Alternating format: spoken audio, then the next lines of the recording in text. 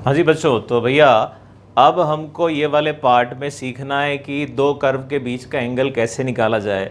और एक टर्म आता है ऑर्थोगोनल कर्व क्या होते हैं, या दो कर्व आपस में ऑर्थोगोनल कब होते हैं, वो जानना है। तो बहुत सिंपल सी बात है, जैसा कि हम टेंजेंट वगैरह नॉर्मल वगैरह निकालना सीख चुके हैं, उन्हीं को लेकर आगे बढ़ते हैं कि एप्लीकेशन ऑफ डेरिवेटिव का एक पार्ट ये भी बनता है। सपोज एक कर्व ये गिवन है, ये है C1, और एक दूसरा कर्व ये गिवन है, ये मैंने कह दिया C2 भैया। अगर मैं दो कर्व के बीच का एंगल की बात कर रहा हूं, कर्व के बीच के एंगल, नॉर्मली हम लाइन के बीच में एंगल की बात करते हैं, लेकिन कर्व के बीच में एंगल की बात कर रहा है, तो भैया कर्व के बीच का एंगल का मतलब वो दो कर्व पहले तो जहां इंटरसेक्ट कर रहे हैं, उस पॉइंट ऑफ इंटरसेक्शन में अगर मैं दोनों कर्व पे टेंजेंट बना दूं, दोनों कर्व पे टेंजेंट बनाऊं उस पॉइंट ऑफ इंटरसेक्शन में, इस तरीके से कुछ, अगर दोनों कर्व पे टेंजेंट बनाई तो जो एंगल टेंजेंट के बीच का होगा यही एंगल कहलाएगा उन दोनों कर्व के बीच में। दो कर्व के बीच का एंगल का मतलब उनकी कॉमन पॉइंट पे टेंजेंट के बीच का एंगल। अब कैसे निकाला जाएगा ये, अगर ये वाली बात तो हमने समझ ली, इस तरीके की बात, अब निकलेगा कैसे। सबसे पहली चीज, अगर मुझे कभी भी दो कर्व के बीच का एंगल निकालना है तो सबसे पहला काम करना होगा, मुझे उसका पॉइंट ऑफ इंटरसेक्शन निकालना होगा, जो मैंने अभी लिख दिया x1 y1।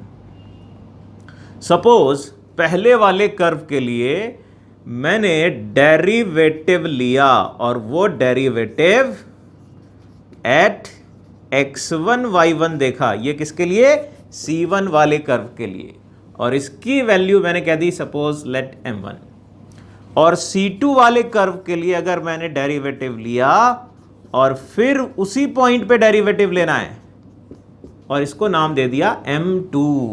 तो अब देखो भैया, डेरिवेटिव किसी पॉइंट पे मतलब टेंजेंट का स्लोप, यानी जो मैंने ब्लू कलर की ये डॉटेड लाइन बनाई है टेंजेंट, इनके स्लोप हैं m1 और m2। तो दो लाइन के बीच में एंगल अब रह गया, हम तो कर्व के बीच में निकालने जा रहे थे, यहां पर दो लाइन के बीच का एंगल रह गया, और उसका फॉर्मूला तो हमने 11th क्लास में जाना हुआ था भैया। क्या था, m1 minus m2 over 1 plus m1 m2 whole mod. m1 m2 की ये वैल्यूज हैं, यहां रखें और थीटा की वैल्यू आ जाती है।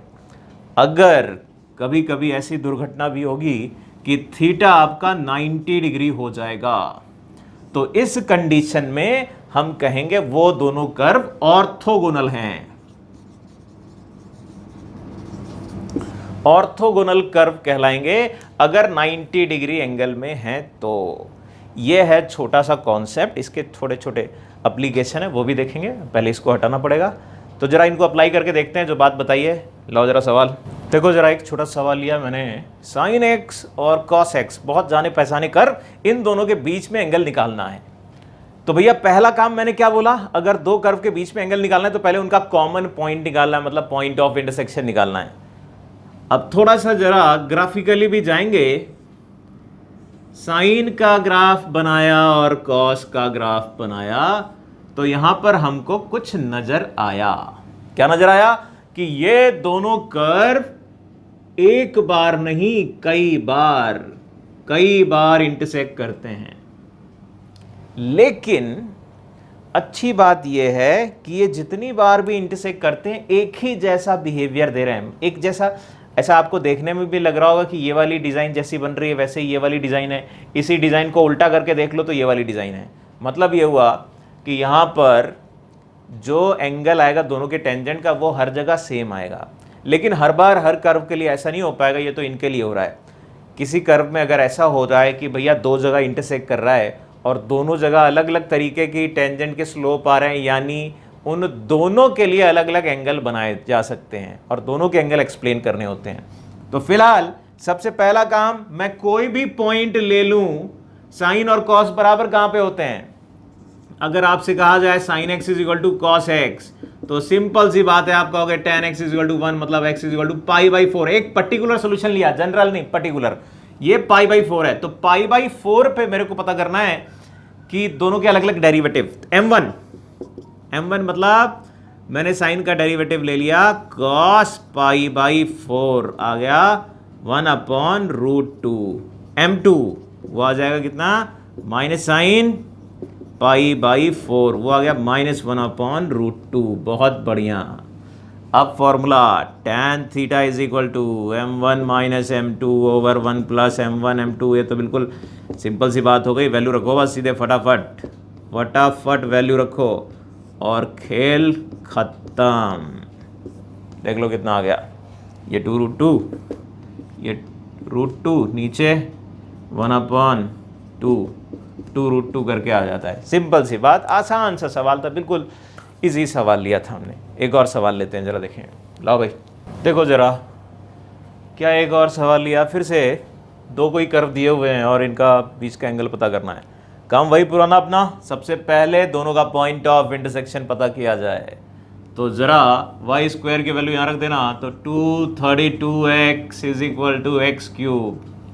अगर आप सॉल्व करें तो x की वैल्यू 0 आ रही है, 8 आ रही है और -8 आ रही है। तीन वैल्यूज आ रही हैं, यानी पॉइंट क्या है 0,0 एक पॉइंट। x को 0 रखा तो y की वैल्यू 0 आई। फिर x को अगर 8 रखा तो y की वैल्यू कितनी आ रही है भैया, 16 आ रही है या फिर -16 आ रही है। ऐसे करके बोलेंगे भाई।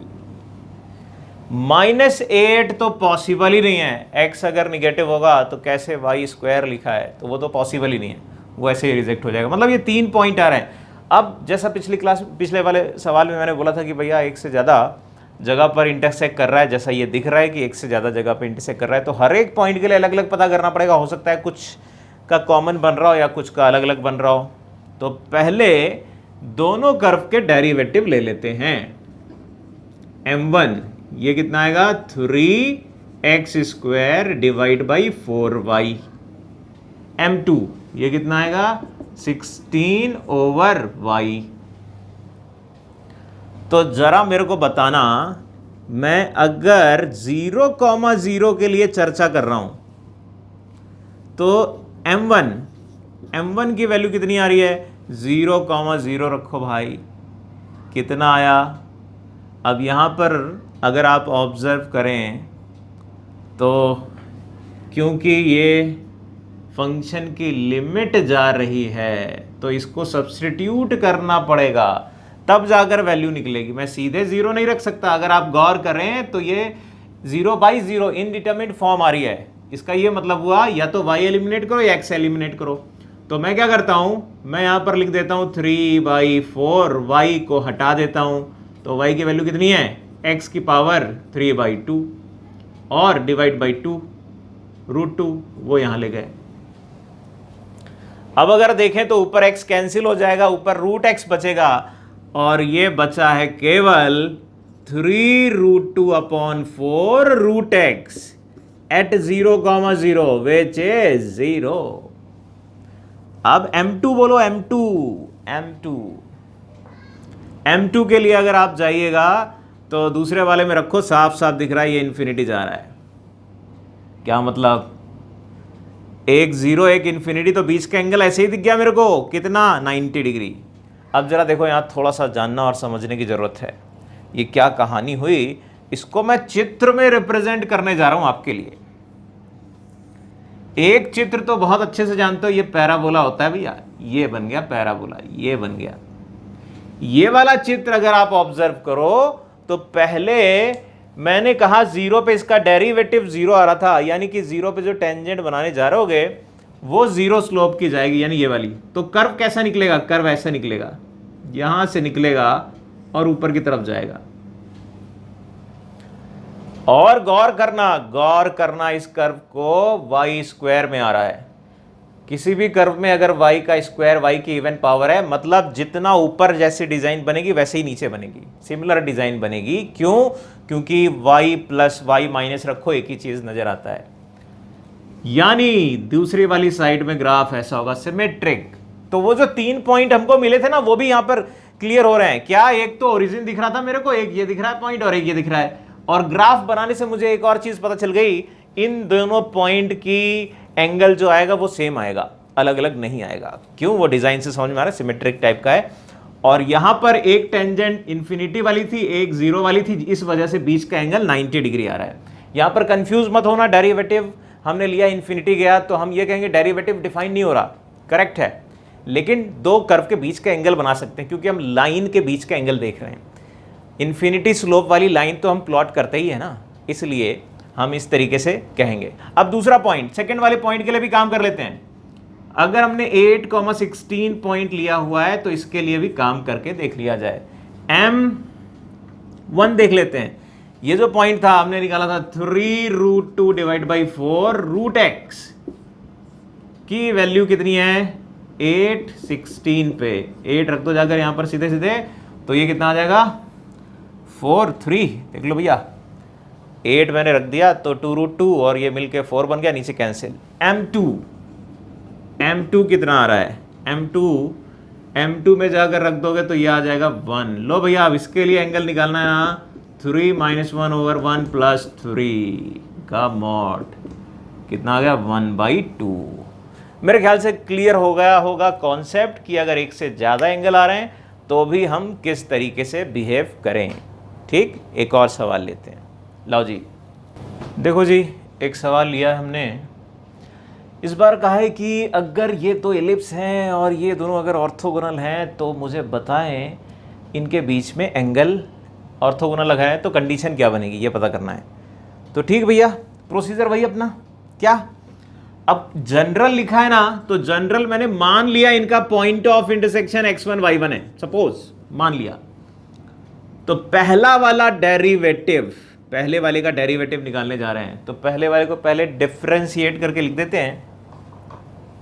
यह आएगा 2a1x + 2b1y = 0। y डैश की वैल्यू आ गई -a1/b1 x/y। और अगर मैंने ये पॉइंट रख दिया तो यही बन जाएगा m1, x1 y1 रख दो, बन गया m1, जो मेरे को पता करना था। बहुत बढ़िया, एक काम तो हो गया। दूसरे वाले कर्व पे आते हैं, सेकंड वाला कर्व। इस कर्व के लिए ये काम करते हैं, तो यहां पर 2a2x + 2b2y × y डैश = 0। यहां पर y डैश की वैल्यू निकालते हैं अगर, तो वो आता है -a2/b2 x/y। फिर वही बात, अगर इसमें रख दिया x1 y1 पॉइंट तो ये बन गया m2 x1 y1। अब क्या, अब ये कि भैया ये दो कर्व ऑर्थोगोनल हैं। अगर ऑर्थोगोनल हैं तो m1 m2 = -1, मतलब दोनों के बीच में 90 डिग्री है। दो लाइन के बीच में 90 डिग्री की कंडीशन ये होती है। रख दिया फटाफट a1 a2 b1 b2 और x1² चेक करो बेटा, बराबर -1। ये कंडीशन नहीं है भैया, ये कंडीशन नहीं है। क्यों नहीं है? क्योंकि हमसे पूछा है कंडीशन बताओ, तो इसमें तो x1 y1 आ रहा है, डिपेंड कर रहा है पॉइंट पे, तो पॉइंट को गायब करने की जरूरत है। कुल मिलाकर अगर आपने कोई जुगाड़ लगाया और x1 y1 फाइंड कर लिया तो आपकी बात बन जाएगी। x1 y1 क्या है? वो पॉइंट जो दोनों को सेटिस्फाई कर रहा है। तो कुल मिलाकर मेरे को इन दोनों कर्व को सॉल्व करके x1 y1 निकालना है। कैसे सॉल्व करेंगे जरा देखना। अगर ये इक्वेशन नंबर 1 है, ये इक्वेशन नंबर 2 है, तो मैंने पहले वाले में a2 से मल्टीप्लाई कर दिया और दूसरे वाले पे a1 से मल्टीप्लाई कर दिया और सबट्रैक्ट कर दिया। तो इससे फायदा क्या हुआ? कोफिशिएंट क्या आ गया इसका? a1 a2। यहां पर क्या आ गया? a1 a2 और x² कैंसिल हो गया, यानी बचा क्या? b1 a2 - a1 b2 और साथ में y² = a2 - a1। y² की वैल्यू आ गई बेटा a2 - a1 divide by b1 a2 - a1 b2। और ये दोनों का कॉमन पॉइंट सॉल्व कर रहे हैं, यानी कि यही मेरा y1 मिला होगा।